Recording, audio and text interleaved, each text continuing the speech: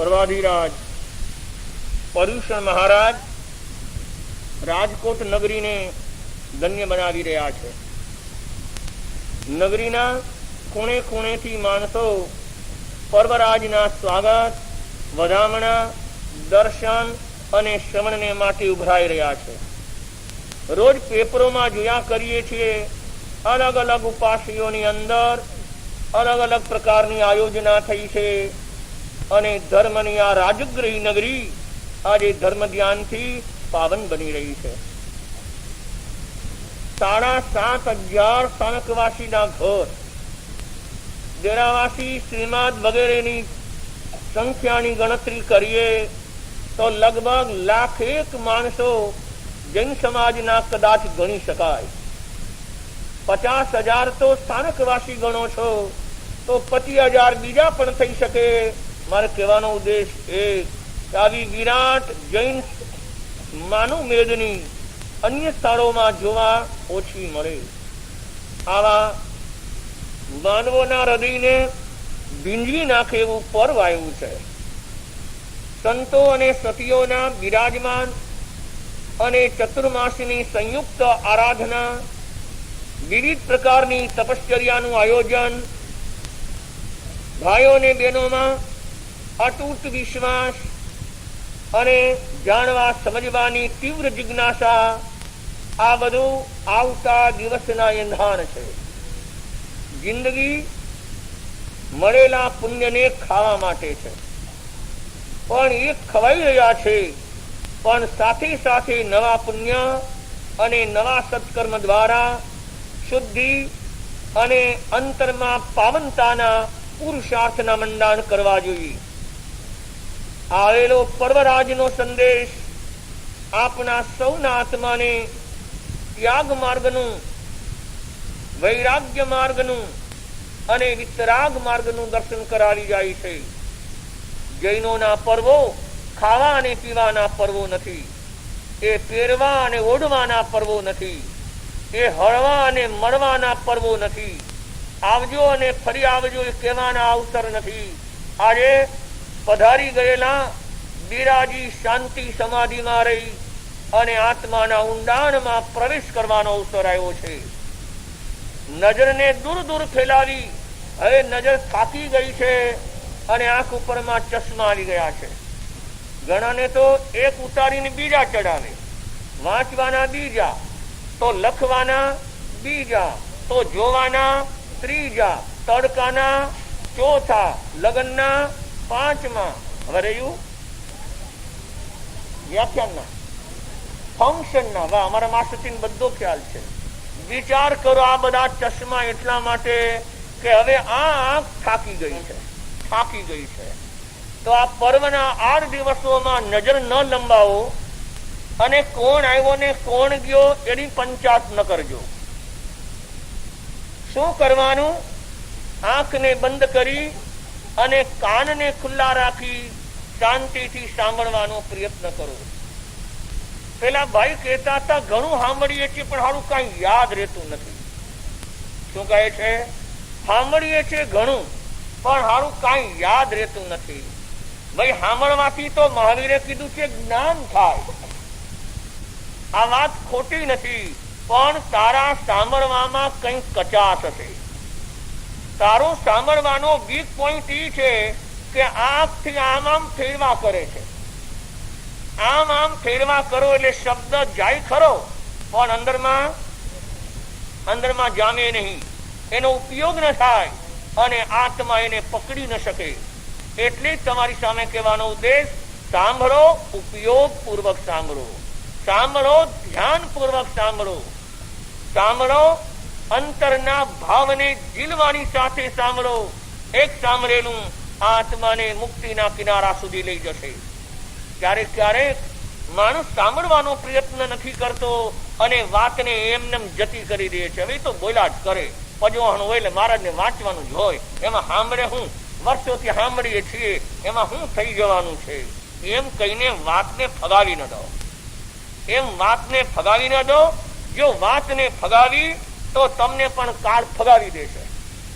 માટે મળ્યું છે એમાંથી કંઈક સુંદર કામ કરવાની માટે આ પર્વરાજના પદાર્પણ થયા છે. આ પર્વરાજના દિવસોમાં શું કરવાનું? સૌથી મોટી ચીજ છે દાન કરવાનું. શું કરવાનું? દાન કરવાનું. તમે એમ કહેશો અહીં તો કઈ કહેતા નથી, લખાવો લખાવો લખાવો. દર વર્ષે પુકાર થતો હોય. શેનો થાય? એ લખાવો લખાવો. ભાઈને પકડીને નહીં ઈચ્છા હોય તો પરાયણે તમારું નામ લખી લઉં છું, 500 ના 1000 કરી નાખો. તમારા હો ન હોય, તમારા 1000 ને મારા બેનના પણ. ઓહો, આ વર્ષે તમને કોઈ કેનારું નથી. એનો અર્થ એ નથી કે તમને મળ્યું છે દબાવી રાખવાનું. આ પર્યુષણમાં કઈ નહીં વાપરો તો રહી જવાના છો. 4 પ્રકારનો જે ધર્મ છે તો એક પ્રકારે લંગડો થઈ જશે, એક પ્રકારે એ દરવાજો બંધ રહી જશે, એક પ્રકારે એક જગ્યાથી લીકેજ થઈ જશે અને એનો પૂર્ણ લાભ નહીં લઈ શકાય.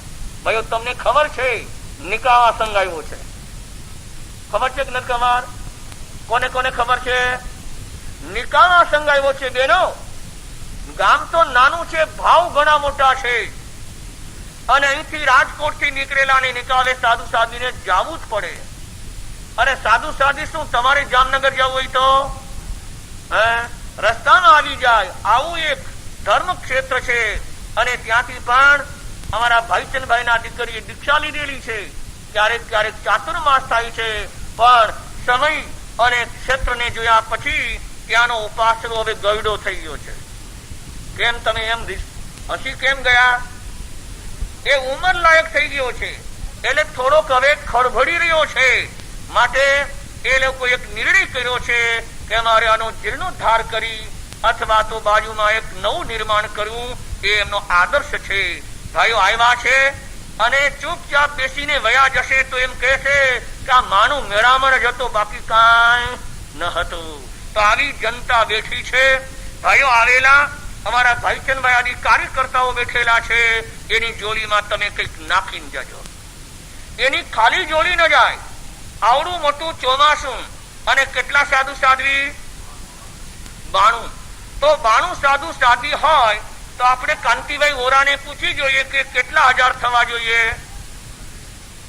જેટલા દઈએ એટલા ઓછા. આ તો વાણિયાભાઈ ની ભાષા થઈ, આમાં કઈ સમજાય નહીં. પણ મને આશા છે કે એક સાધુ દીઠ 1000 હોય તો માસેથી તમે ખુશી છો ને? બધા કે અમે બધા ખુશી છીએ. આવડું મોટું શેર, આવડી મોટી વસ્તી અને આવા મજાના સુંદર વાપરવાના દિવસો. જો અહીંયા તમને કોઈ નથી કહેતું કે આમલ ખાતામાં લખાવો, જૈન શાળામાં લખાવ, તિથિમાં લખાવ, કઈ પણ લખવાનો વારો નથી. લખવાની વાત એક જ આવી છે, અહીં લખાવાની વાત નથી. પણ બેઠા છે. ભાઈ, તમે એવી રીતે બેહજો કે તમને કોઈ ઓળખે અને લગાડી દેજો નિકાવા સંઘ. નહીં તો આ બધા એમને નીકળી જશે. ભાઈઓ, આ વાત એટલા માટે કહું છું કે સવારે આ કહેવાનો અવસર નથી આવતો અને આવી ગયા પછી આ વાત તમારી સામે રાખી શકાતી નથી. આજે આવી ગયા છે. બહેનો, તમારી વાલામાં વાલી સંપત્તિ 8 દિવસમાં શોકમાં લગાડાય નહીં અને બીજા ત્રીજામાં ખાવા પીવામાં લગાય નહીં. આ 8 દિવસોમાં તો ઘણો પૈસો બચી જશે. પણ એમાંથી એકાદ 1000 રૂપિયો કાઢી નાખ્યો હોય તો કોણ? બેનો સાંભળે છે કે નહીં? ક્યાં ગયા ચંપાબેન? આ બધા સુંદર મંગળ ભાવોની અંદરમાં અમારા શક્તિવંતા બહેનો જેને નવી નવી બંગડીઓ પહેરી છે સોનાની અને કાનમાં હીરાના બુટિયા પહેર્યા છે, નાકમાં હીરાની ચૂંક ઝગમગી રહી છે. આવા બધા પુણ્યશાળી આત્માઓ તમારી વાલામાં વાલી સંપત્તિ એક ધર્મસ્થાનના આયોજનમાં લાગશે તો એ સત્કર્મ અને સદગતિ માટેનું સુંદરમાં સુંદર એક ભાથું ગણાશે. આજે દાન કરવાનું છે. બીજા નંબરે શીલ ધર્મનું પાલન. મારી પાસે 2-4 નામ આવી ગયા છે અને સોમવારના દિવસે આ જીવન બ્રહ્મચર્ય વ્રત એ લોકો સ્વીકારશે. જેમને કોઈને પણ ભાવના છે અને એ લોકો પ્રવચનના વચમાં જેનું આયોજન થશે અને તમારા મનમાં વર્ષોથી આ વ્રતને પાળી રહ્યા છો, વર્ષે વર્ષે સોગંદને વધારી રહ્યા છો. આવા તપસ્વી મહારાજ પધારે, આવા 9 દીક્ષિત મહાશક્તિઓ પધાર્યા છે. દૂર દૂરથી મા સતી બિરાજ્યા છે. આ બધા સુંદર પ્રસંગે આ જીવન બ્રહ્મચર્ય વ્રતને સ્વીકાર કરે એની જિંદગી તરી જાય છે. કકુભાઈ, તમે હજી નામ નથી લેવા, તમે અહીંના જૂના માણસ છો. આવા 5-50 નામ ભેગા થઈ જાય તો 4 મહિનાના ઇતિહાસમાં સુવર્ણ અક્ષરે લખાઈ જાય. એટલે આ બીજો ધર્મનો પાયો કયો? શીલો. ત્રીજા નંબરે આવે છે તપ. તપ માટે શું કહેવું? ઢગલા ના ઢગલા છે. મેં સાંભળ્યું છે કે તમારી આ તપ, જપ, જ્ઞાન, ધ્યાનની આ બધી જે યોજના અને આયોજના થઈ રહી છે એ અમદાવાદ સુધી સમાચાર ગયા છે અને ગાંધીનગર સમાચાર પહોંચી ગયા છે.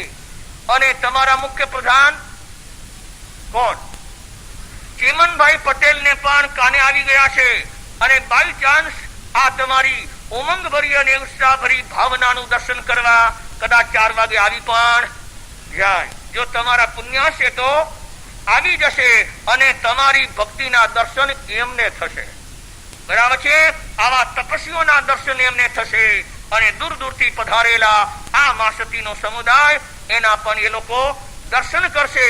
મારે કહેવાનો ઉદ્દેશ એક કે ચિમનભાઈ જેવા પ્રધાન આવા પર્વના દિવસોમાં આવે, સંત સતીઓને જોઈ ખૂબ પાવન બને અને જૈન ધર્મના પ્રત્યે એમને સદભાવ છે. તમને ખબર નહીં હોય એ જૈનોના જમાઈ છે. ચિમનભાઈ પટેલ ભલે પટેલ રહ્યા પણ પરિણા છે જૈનની દીકરીને પરિણા છે. નામ હું ખબર છે તમને? વાવા, બધા યાદ રાખે. ઉર્મિલાબેન. આ ઉર્મિલાબેન આપણા જૈન સમાજની દીકરી છે એટલે એ તો જૈનના જમાઈ કહેવાય. અને જમાઈરાજ આવે તો એ તો બહુ મોટી વાત. પણ કોઈ કહેવા જવામાં કે પધારો જમાઈરાજ, હા, પાછું ઇન્સલ્ટ થઈ જાય. આ તો સમજવાની વાત છે આવ્યા પહેલા. પણ આ સંઘ, દેશ અને રાષ્ટ્રના સક્રિય કાર્ય કરતા આ પર્વના દિવસોમાં આવે એ મોટામાં મોટું સૌભાગ્ય ગણાય. તપ કેવું નથી પડતું, કેટલો તપ થઈ રહ્યો છે લખી શકાતું નથી. બેનો, હજી વિશ્વાસ નથી તમને કે હવે તમને 28 પૂરી થઈ જશે? આજ 5મો થઈ ગયો એટલે 8મો થઈ જવાનો. આજ જેને 27મો થઈ ગયો એને માસ ખમણું થઈ જવાનું. હવે તો નામ લખાવો, હવે તો નામ લખાવીને તૈયારી કરો. પણ એક જૂની ટેવ પડી ગઈ છે ને, પારણાને દિવસે આવીને ઉભા રહી જાય. લ્યો અમારી 28 નામ લખી લ્યો. અરે ભાઈ, હવે તમને બેહાડીએ ક્યાં? અહીંયા સીટ રિઝર્વેશન થઈ ગયું, હવે જગ્યા અને તમને ઓછું લાગી જાય, આંખમાં પાણી આવી જાય, સારા નહીં. એટલા જ માટે આ વિધિ તમને બતાવું છું કે વ્યવસ્થાને માટે સૌએ પોતાના તપ અને જે કઈ સાધના કરી છે એના નામ લખાવી અને વ્યવસ્થામાં સરસ મજાના ભાગીદાર થજો. ચોથા નંબરે આવે છે ભાવ. ભાવ, ભાવમાં કચાશ ન રાખજો. ભાવમાં કચાશ ન રાખજો. ભાવે ભલી ભલી ભાવના, ભાવે દીજે દાન, ભાવે ધર્મ આરાધીએ, ભાવે. તમારી નજર ક્યાં ગઈ? એ તો મા સતીજી છે અને ત્યાં બોલાવે છે એટલે જ્યાં એમાં જોવાનું શું છે? પણ લ્યો, આ બધા અહીંયા જોઈ રહ્યા છે. આ ભાઈ વચ્ચેમાં આવી ગયો, માફ કરજો કે છે. અહીંયા કહેવાનો ઉદ્દેશ, અમારી વાત તમે જલ્દી તોડી નાખો. તમારી નજર આમ લઈ જાય એટલે કહું છું આંખ બંધ કરો. આંખ બંધ કરીને અંદરમાં ચડ્યા જાઓ, અંદરમાં ગવેષણા કરો અને અંદરમાં પડેલો ખજાનો એને જોવાનો, નિરખવાનો, પ્રાપ્ત કરવાનો, સંગ્રહી રાખવાનો એક સુંદર પ્રયાસ કરો. આજનો બપોરનો વિષય છે. શું વિષય છે? મહાવીર એ મારા આત્મદેવ છે. ભાઈઓ, તમારા કુળદેવ ઘણા છે કે નહીં? ક્યાં બેઠા છે? નદીએ બેઠા છે, કુવામાં બેઠા છે, તળાવે બેઠા છે, ખેતરમાં બેઠા છે, કોઈના ઘરમાં બેઠા છે, કોઈની મેળીએ બેઠા છે, કોઈને આંગણે બેઠા છે, કોઈની ગલીએ બેઠા છે. આ બધા દેવ કેવા કહેવાય? નહીં બોલે. આ દેવ બધા કુળ દેવતા છે. એ બધા કુળની રક્ષા કરવા માટેના છે. ભલે કરે, બિચારા બાપડાને કરવા દો ને, એને હેરાન શું કરવા કરો છો? પણ એને હકે ના દેવાય. ન્યા જઈને નારિયેળ વધેરે, ઓલા માન શાંતિમાં બેઠા ધમ ત્યાં નારિયેળ વધેરે. ઓલા એના ભાવમાં રમતા હોય તો ત્યાં જઈને સીધી અગરબત્તી કરે. ઓલા શાંતિથી બેઠા હોય તો દીવો કરે. હવે એને પ્રકાશ છે. આ દેવો તો એના સ્વયં પ્રકાશી હોય છે. એને કોઈ દીવાની, એને કોઈ નાળિયેરની અને એને કોઈ અગરબત્તીની જરૂર નથી. એ બિચારા કે છે તમે તમારામાં રમો, તમે તમારામાં રમો. જો તમે તમારામાં રમશો તો જિંદગી સુધી આનંદથી તમે જીમા કરશો. પણ ઉતાવળિયા બહુ અમારા ભાઈઓ જ્યાં જ્યાં બેઠે હતા એને ઉખેડ્યા, દેવતાઓને ઉખેડ્યા અને ઉખેડીને પછી બીજી જગ્યાએ બેહાડ્યા. સમજાય છે? એટલે આ દેવોની વિરાધના ન કરાય. કહ્યું છે ને કેટલાની વિરાધના નહીં કરવી, કેટલાની અશાંતના નહીં કરવી. 33 પ્રકારની અશાંતના બતાવી છે. આવું બધું લખીને મોટા મોટા બેનર બનાવી રાખવા જોઈએ, પણ અહીંયા કઈ મળતું જ નથી ભાઈ. તો 18 પાપ, 9 પ્રકારના પુણ્ય, 9 પ્રકારના તત્વો, આ બધી રચનાઓ લખીને મજાના સુંદર બેનર ટંગાવી દેવા જોઈએ. તો લોકો વાંચે અને એને જ્ઞાન થાય. પણ વિચાર એક આવે છે અપાસરો નથી ને ક્યાં લગાવીએ? શું કે છે? એ અપાસરો નથી ને ક્યાં લગાવીએ? ભાઈ એક અપાસરાનું નિર્માણ કરો, એવો સુંદર અપાસરો કરો કે જેમાં 5000 7000 માણસ સુંદર રીતે બેસી જાય. કારણ હવે ગામમાંથી વસ્તી ઓછી થવા માંડી છે. ગામમાં માંડવી ચોકમાં તો સોનીઓનું રાજ થઈ ગયું છે અને બોગાણી શેરીમાં હીરાવાળાનું રાજ થઈ ગયું છે.